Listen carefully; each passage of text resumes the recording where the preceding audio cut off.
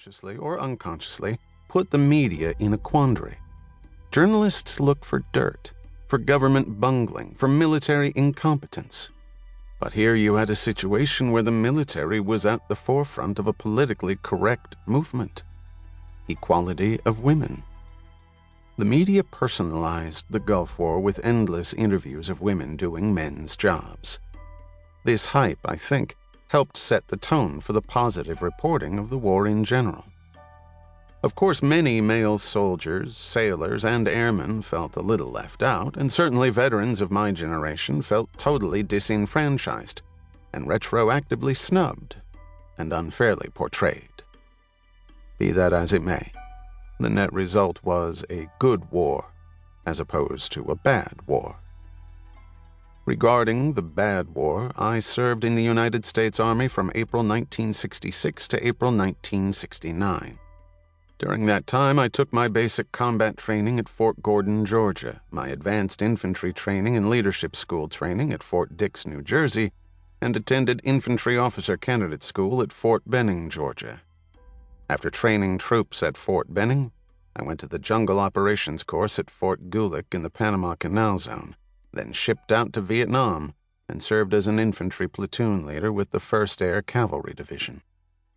My 3 years in the Army were very much a male, macho experience, as you can imagine, and I did not interact with too many female soldiers. In fact, the number of females serving in the military during the Vietnam conflict was fewer than the number who served in World War II. In Vietnam, aside from military nurses, there were virtually no women serving in the war zone, except civilian Red Cross volunteers, known in the sexist jargon of the day as donut dollies. In any case, the American women in Vietnam were in the traditional roles of caregivers, and they were no threat to the men. In 1969, my last year of service back in the States, I began to see female officers assigned to staff jobs that were traditionally male-only postings. This was an experiment that had mixed results. The feminist movement in America was in its early stages, and there was little pressure on the military from any source for gender equality or gender integration. But the military was actually in advance of the social and political movements of the day in regard to gender integration, just as it was years ahead of the nation in racial integration when, in 1949, the armed forces ended racial segregation, albeit by presidential order. The point is, the armed forces has a mixed but mostly positive record in all areas of equality.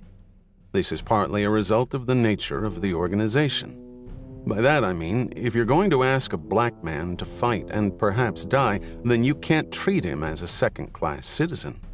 If you're going to ask a woman to serve in a close combat support group, but not in combat itself, then again you have to extend to her all the rights, privileges, and opportunities that accrue to the man serving beside her. Some men, of course, would say, we don't need women in the military at all. Others might say women in the military are okay, but only in traditionally female jobs. But I believe we're past those attitudes, and only 2 questions remain. Should women serve in direct combat roles? And should women be subject to the draft as men are?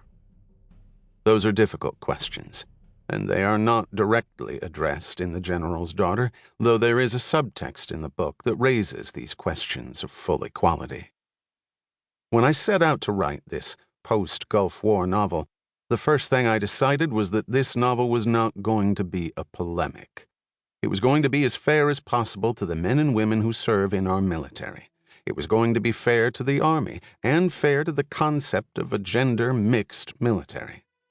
But it was not going to be a politically correct paean where all the sisters are terrific and all the brothers are male chauvinist pigs. At about the time this novel appeared in the fall of 1992, the tailhook scandal was rocking the nation. This was good for the book, but it wasn't good for a sane, impartial dialogue on the complex subject of a gender-integrated military. Most of the news and entertainment media who interviewed me for this book wanted me to make some connection between The General's Daughter, a novel, and the ongoing tailhook.